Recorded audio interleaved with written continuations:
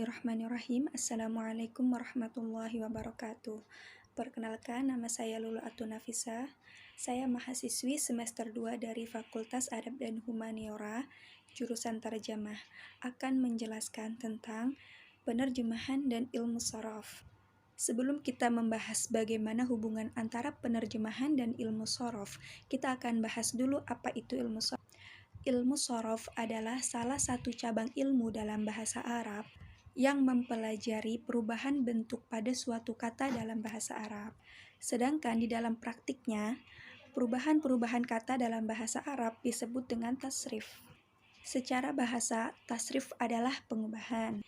Sedangkan menurut istilah, tasrif adalah pengubahan bentuk asal sesuatu kepada contoh yang berbeda-beda dengan tujuan untuk dapat menghasilkan kata yang dimaksud, dengan tujuan untuk dapat menghasilkan sebuah makna yang dimaksud. Tujuan makna dari hasil perubahan tersebut tidak akan berhasil kecuali dengan menggunakan berbagai bentuk yang berbeda-beda. Sehingga ilmu sorof ini identik dengan yang namanya perubahan atau berubah dari satu bentuk kata ke dalam bentuk kata lainnya. Ilmu sorof disebut sebagai ilmu perubahan kata karena fokus pembahasannya sendiri adalah tentang tasrif atau perubahan tentang tasrif atau perubahan yang terjadi dalam kalimat bahasa Arab. Berdasarkan pendapat para ulama Bashrah, menurut pendapat para ulama Bashrah, asal dari suatu kalimat adalah masdar, seperti contoh kalimat fi'il madi, fi'il mudhari, isim maf'ul, isim fa'il, isim marroh, dan lain sebagainya. Adanya perubahan-perubahan kalimat seperti contoh yang tadi saya sebutkan bertujuan untuk mendapatkan makna yang diinginkan. Suatu kata dapat berubah ke dalam bentuk lainnya dan juga maknanya sesuai dengan tujuan yang diinginkan. Di sini kita akan memberikan beberapa contoh dalam perubahan atau tasrif, membahas contoh bagaimana kalimat dalam bahasa Arab itu berubah kalimat dan juga maknanya. Contohnya fi'il madi doroba. Ketika dia berubah menjadi fi'il mudhari, dia akan berubah menjadi yadribu. Doroba artinya telah memukul, sedangkan yadribu artinya sedang memukul atau akan memukul. Lalu ada lagi, dari kata yadribu berubah lagi menjadi sigot masdar, yaitu kalimatnya dorban, artinya pukulan. Setelah masdar berubah lagi menjadi isim fa'il, doribun artinya orang yang memukul, atau madrubun artinya orang yang dipukul, dan seterusnya. Contoh yang tadi telah saya sebutkan itu adalah contoh tasrif atau contoh perubahan kalimat dalam bahasa Arab. Meskipun kalimat dan maknanya berubah, tetapi kalimat tersebut berasal dari satu kata yang sama. Setelah kita mengetahui apa itu ilmu sorof, kita akan membahas. Setelah kita mengetahui apa itu ilmu sorof, kita juga akan membahas tentang ilmu nahwu. Jadi bagaimana hubungan antara ilmu nahwu dan ilmu sorof. Sorof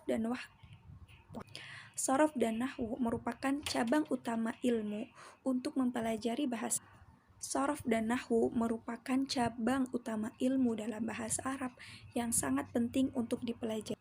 Hubungan antara ilmu nahwu dan ilmu sorof tidak dapat dipisahkan seperti hubungan antara bapak dan ibu, yaitu saling membutuhkan dan saling melengkapi. Sebagaimana perkataan sebagian ulama, as-sarfu ummul ulum wan nahwu abuha, yang artinya adalah ilmu sorof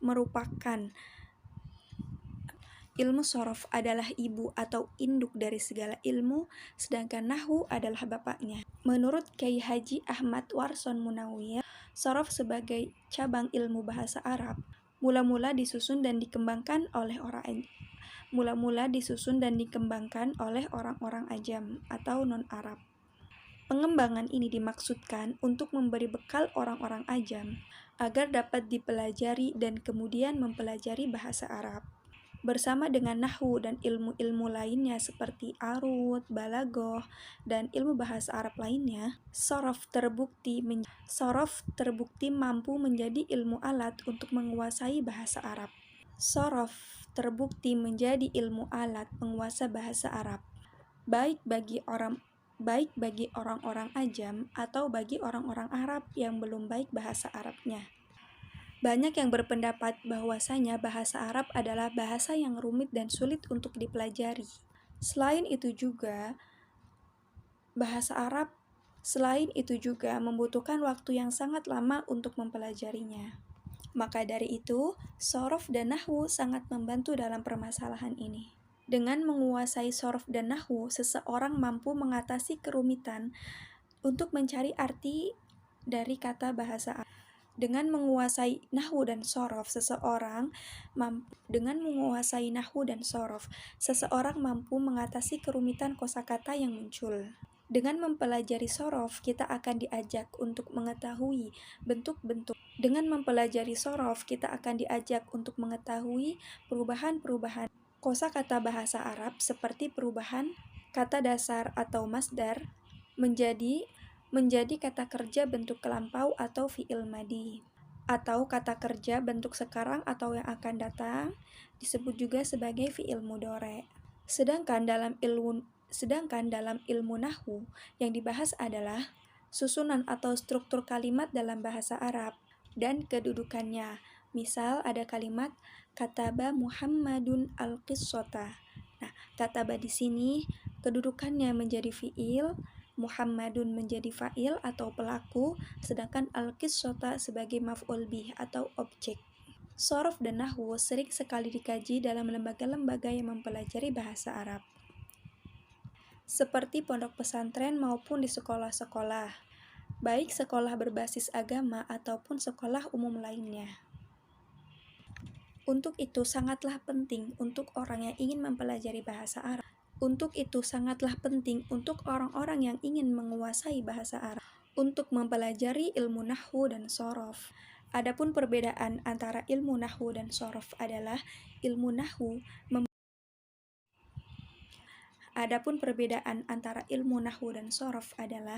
jika ilmu shorof membahas tentang susunan kalimat suatu kata sebelum masuk dalam susunan kalimat.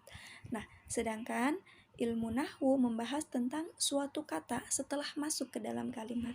Dari kedua ilmu ini kita bisa mempelajari maksud dan tujuan dari teks-teks yang berbahasa Arab yang termaktub dalam Al-Quran, hadis, buku-buku agama, dan buku-buku bahasa Arab lainnya.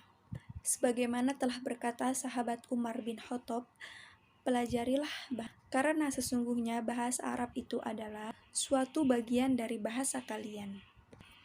Seterusnya Imam Al-Ghazali berkata dalam kitab Ihya Ulumuddin, Sesungguhnya bahasa Arab dan Nahwu adalah suatu sarana untuk mengetahui Al-Quran dan Sunnah Nabi Muhammad SAW. Keduanya bukanlah termasuk ilmu-ilmu syar'i, tetapi hukumnya wajib dipelajari. Wajib hukumnya untuk mendalami kedua ilmu tersebut. Karena syariah ini datang dengan menggunakan bahasa Arab, dan seseorang tidak akan mungkin mengetahui maksud dari syariah tersebut sebelum ia mengetahui arti dari bahasa Arab. Dan setiap syariah tidak akan jelas kecuali dengan bahasa Arab. Maka dengan hal tersebut bertepatanlah dengan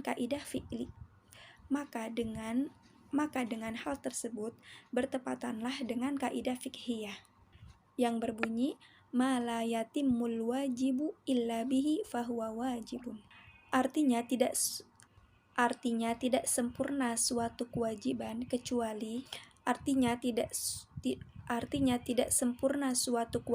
kecuali dengannya, maka ia dihukumi wajib pula. Dengan demikian, sangat jelas betapa pentingnya ilmu shorof untuk dipelajari sebagai bahan untuk menerjemahkan. Dengan alasan tersebut, dapat kita simpulkan bahwa ilmu shorof sangat penting dipelajari untuk digunakan menerjemahkan suatu teks kalimat dalam bahasa Arab. Mungkin hanya ini yang dapat saya jelaskan. Terima kasih. Wassalamualaikum warahmatullahi wabarakatuh.